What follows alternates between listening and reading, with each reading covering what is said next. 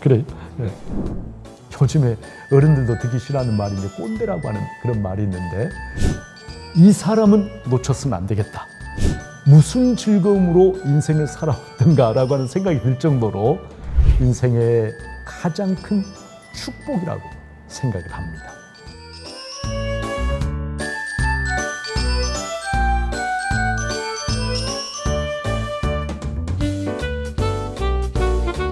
성도 여러분 반갑습니다.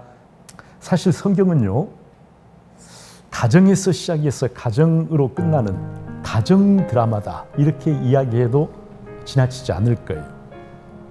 왜냐하면 하나님께서 천지를 창조하시고 천지 창조의 마지막 날 하신 가장 놀라운 일, 창조 세계를 완성시키는 활용점정이라고 할 만한 것이 뭐냐면 아담과 하와를 결혼시키신 일입니다.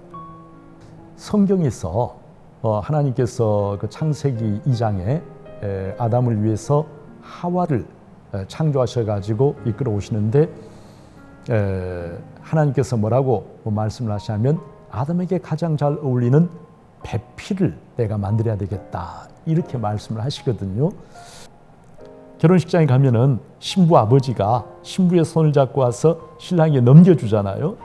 그것이 뭐냐면은 성경에서 하나님께서 하와의 손을 잡고 아담에게 오셔가지고 아담에게 손을 넘겨주신 가정을 이루어 주신 것.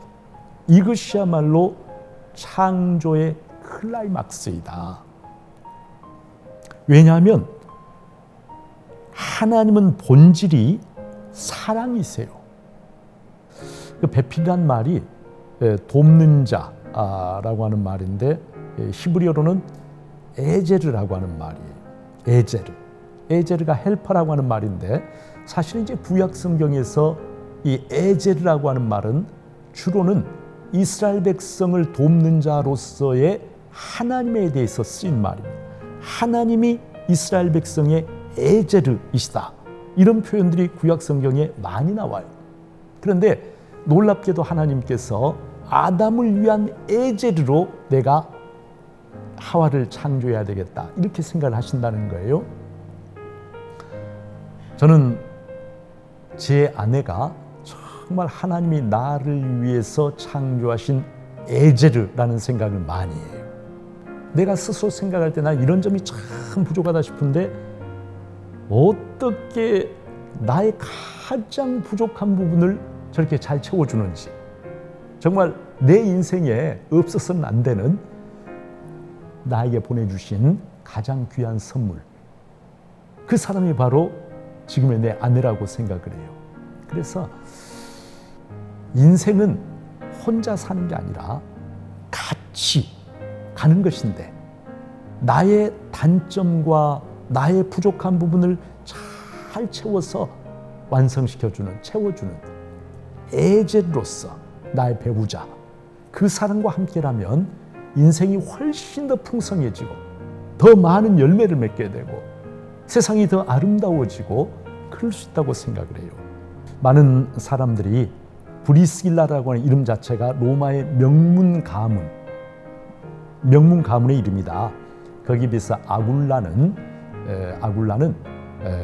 노예 출신의 청년이었을 것이라고 생각을 합니다. 그런데 도대체 어떻게 해서 로마의 명문 가문에 속한 브리스길라와 그다음에 노예 출신의 아굴라가 결혼을 하고 그리고 성경에 기록된 이런 귀한 가정이 되었을까? 가장 근본적인 힘, 에너지는요, 다른 것이 아니라 바로 예수 그리스도를 믿는 믿음이었습니다. 조건이라고 하는 것이 지속적으로 결혼 생활의 행복을 보장해주는 그런 것이 되지 못한다는 거예요. 때로는 우리가 물질이 부족할 수도 있죠. 경제적으로 가난할 수 있어요. 또 하던 일이 실패해가지고 어려움을 겪을 수도 있어요.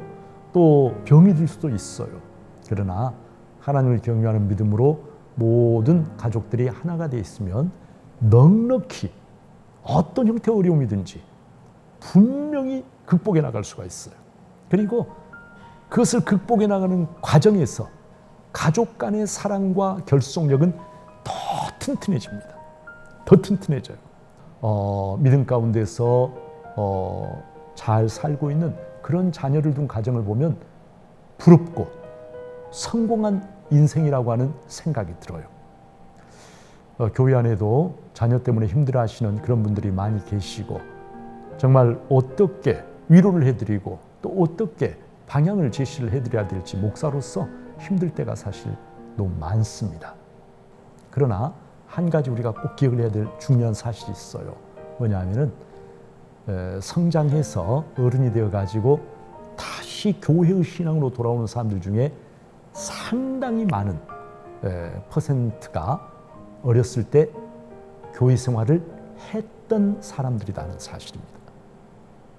깨끗한, 아직 세상에 물에 들지 않은 깨끗한 아이들의 마음판에 하나님의 말씀을 새겨놓는 이 작업은 대단히 중요합니다. 그것이 열매가 없는 것처럼 보일 수 있어도 그렇지 않아요. 세월이 지난 다음에 반드시 열매를 맺게 되어 있습니다. 그러니까 어렸을 때 신앙교육이 정말 중요하다라고 하는 이 사실을 먼저 우리가 자각을 해야 한다라고 하는 것이고, 또 하나 부부는 자녀들에게 정말 남편과 아내가, 그러니까 아빠와 엄마가 서로 소통이 잘 되고, 소통이 잘 돼서 그것 때문에 행복해하고 같이 기뻐하고 어려움이 있을 때 같이 나누고 이런 모습을 보여주는 것이 자녀들에게 대단히 중요하다. 근데 참 우리 한국 사회가 이 부부간에도 소통이 사실 잘 안 됩니다. 별로 대화가 많지 않아요. 남편과 아내 사이에. 근데 이것이 가정을 힘들게 만드는, 소통의 단절이 힘들게 만드는 가장 큰 원인이라고 생각해요.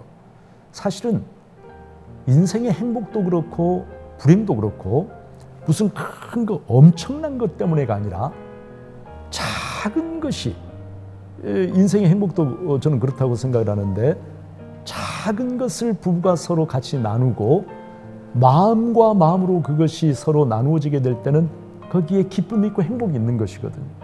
뭐든지 당연한 것으로 여겨버리는 그때 인생에서 나눌 수 있는 감동과 기쁨이 사라져버리게 되는 것이거든요. 제가 설교를 하면서 그런 말을 한 기억이 있는데, 가정을 잘 돌보는 것이 세계를 잘 돌보는 것이고, 가정을 외면하는 것은 세계를 외면하는 것이다. 참 주제넘게도 제가 그 설교 중에 그런 말을 한 기억이 있어요. 그래서 가정을 위한 투자,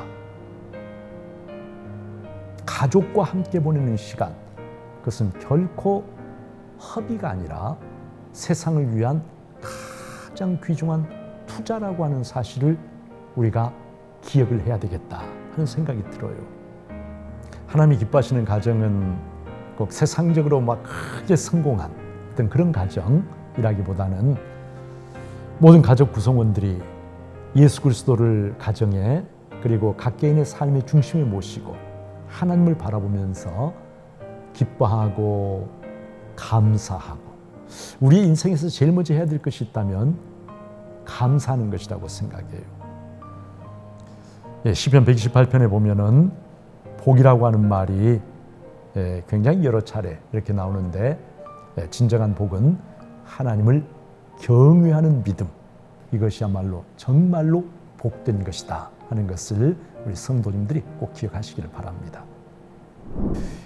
이 영상이 여러분의 신앙에 조금이라도 도움이 되었다면 좋아요와 구독을 눌러주시면 아주 감사하겠습니다. 감사합니다.